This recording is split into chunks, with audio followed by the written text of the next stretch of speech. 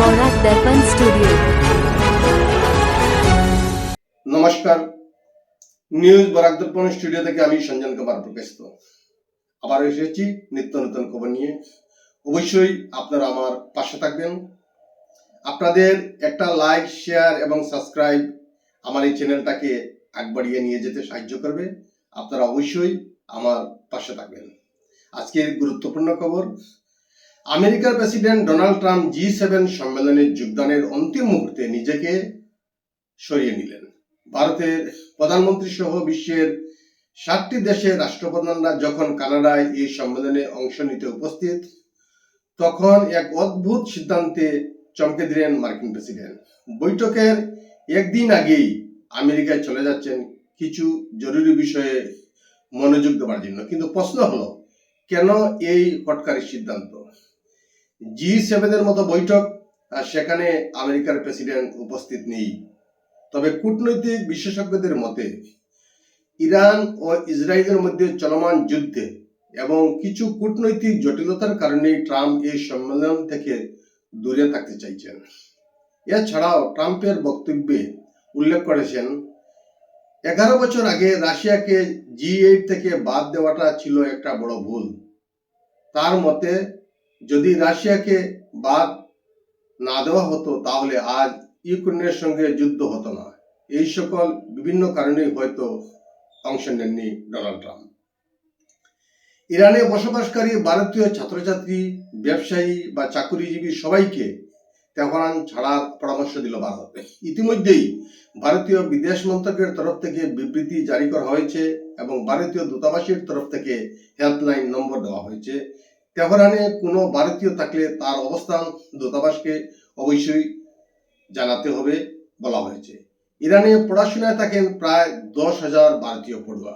ভারত সরকার পড়ুয়াদেরকে নিরাপদে দেশে ফেরত পাঠানোর জন্য তেহরানের কাছে আর্জি জানানোর পর ইরান জানায়, আকাশপথ বন্ধ থাকায় আপাতত বিমান চলাচল বন্ধ, তবে স্থল বন্দর দিয়ে পড়ুয়ারা ইরান ছাড়তে পারবে। প্রথম দফায় 110 জন ভারতীয়কে ইরান থেকে সরিয়ে আর্মেনিয়ায় নিয়ে আসা হয়েছে। তারপর সেখান থেকে স্থলপথে ভারতে আনা হবে। ইরানের নবনিযুক্ত সেনাপ্রধান আলী সাদমানি মাত্র দিন 3 আগেই গুরুত্বপূর্ণ পদের দায়িত্ব হাতে নিয়েছিলেন, কিন্তু শেষ রক্ষা হলো না। সোমবার রাতের ইসরায়েলি হামলায় সাদমানির মৃত্যু হয়েছে বলে ইসরায়েলি গোয়েন্দা সূত্রের দাবি। যদিও এ বিষয়ে ইরানের তরফ থেকে এখনো কোনো মন্তব্য করা হয়নি। সোমবার কানাডায় G7 শীর্ষ বৈঠকে উপস্থিত দেশগুলির নেতারা একটি যৌথ বিবৃতি জারি করে ঘোষণা করেছেন, ইরানকে পারমাণবিক অস্ত্র বর্জন করতে হবে। G7 এর সদস্য দেশ America, Canada, France, Germany, Italy, Britain এবং ইউরোপীয় ইউনিয়ন। তাদের যৌথ বিবৃতিতে বলা হয়েছে, ইরান আঞ্চলিক উত্তেজনা এবং সন্ত্রাসবাদের আঁতুড়ঘর। ইরানের কাছে কখনোই পারমাণবিক অস্ত্র থাকা উচিত নয়। বিবৃতিতে আরো লেখা আছে, ইসরায়েলের আত্মরক্ষার অধিকার রয়েছে, আমরা ইসরায়েলের কে সমর্থন করি, তাদের পাশে আছি। আজ নয়াদিল্লি থেকে আহমেদাবাদ বিমানবন্দরে আসা এয়ার ইন্ডিয়ার AI-159 বিমান যাত্রী নিয়ে লন্ডনের উদ্দেশ্যে উড়ে যাওয়ার কথা ছিল, কিন্তু তার আগেই বিমানটিতে যান্ত্রিক ত্রুটি ধরা পড়ে, তার কারণে উড়ানি বাতিল করে দিতে হয়েছে। বিমান থেকে যাত্রীদেরকে নামিয়ে আনা হয়েছে। আমেরিকার প্রেসিডেন্ট ডোনাল্ড ট্রাম্প বলেছেন, তেহরান থেকে সকলকে অন্যত্র সরে যেতে। তার এই বার্তার পরেই আন্তর্জাতিক বাজারে ফের উদ্বেগ সৃষ্টি হয়েছে। অপরিশোধিত তেলের দাম আরো বাড়তে চলেছে। এই ক্রমবর্ধমান যুদ্ধের আবহে ভারতের সরকার পেট্রোল ও ডিজেলের দাম কতটুকু নিয়ন্ত্রণে রাখতে পারবে তা অত্যন্ত উদ্বেগের বিষয়।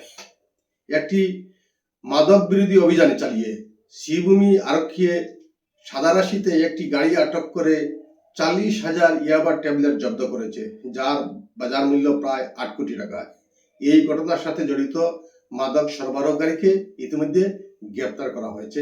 আজকের প্রতিবেদনে এখানে সংক্ষিপ্ত বিরতি টানছি। সবাইকে নমস্কার।